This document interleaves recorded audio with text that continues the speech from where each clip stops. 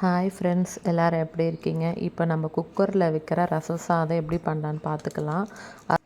மிளகு, சீரகம், சோம்பு, தனியா எல்லாம் ஒரு டேபிள் ஸ்பூன் எடுத்துக்கிட்டு, பூண்டு 5 பல், 2 காஞ்ச மிளகா, கடுகு, சீரகம் எல்லாம் மிக்சியில் போட்டு பொடி பண்ணி வச்சுக்கலாம்.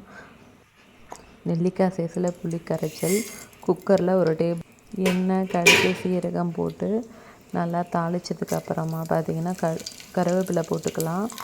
அப்புறமா பூண்டு 10 பல் பூண்டு போட்டு நல்லா அது வெடித்ததுக்கப்புறமா நம்ம அரைச்சி வச்ச அந்த மிளகு ஜீரகம்லாம் போட்டு நல்லா கொஞ்சம் நல்லா ஃப்ரை பண்ணிக்கலாம்.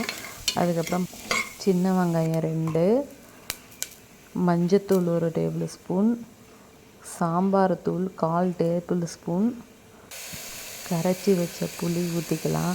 புளி பார்த்திங்கன்னா கருப்பு புளி இல்லாமல் கொஞ்சம் வெள்ளை புளியாக பார்த்து கரைச்சிக்கோங்க. அதுதான் கொஞ்சம் ரசத்துக்கு கொஞ்சம் நல்லாயிருக்கும். அப்புறமா புளி ஊற்றினதுக்கப்புறமா கொஞ்சம் நேரம் அப்படியே ஒரு 2 நிமிஷம் கொஞ்சம் லைட்டாக கொதிக்கிட்டோம். கொதித்ததுக்கப்புறமா நம்ம 4 டம்ளர் தண்ணி ஊற்றிக்கலாம்.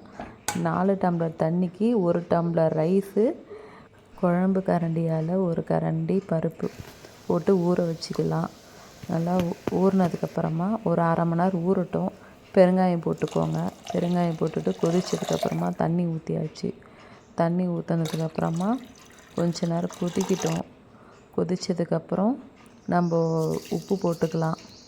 உப்பு போட்டுண்டு ஊற வச்ச அரிசி நல்லா ஒரு 1/2 hour ஊறினதுக்கப்புறமா இது போட்டுக்கலாம். அரிசியை போட்டுக்கலாம். கொஞ்சமாக ஒரு சிட்டிக்கு வெல்லம் போட்டுக்கோங்க. அதை நான் போட்டிருக்கேன் வெல்லம். கொஞ்சம் எல்லாம் போட்டதுக்கப்புறமா கொஞ்சம் லைட்டாக கிண்டி விட்டுக்கோங்க. அதுக்கப்புறம் இப்போது குக்கர் மூடி போட்டு 4 விசில் எடுத்ததுக்கப்புறமா நம்மளுக்கு 1 பாட் ரைஸு ரசம் சாதம் ரெடி ஆகிடுச்சு. எனக்கு மொத்தமே இது பண்ணுறதுக்கு 10 நிமிட்ஸ் தான் ஆச்சு. உண்மையிலே சூப்பராக இருந்தது. இதுக்கு அப்பளம் தொட்டுண்டு சாப்பிட்டா செம்மையாக இருக்கும். ஓகே ஃப்ரெண்ட்ஸ், பாய்.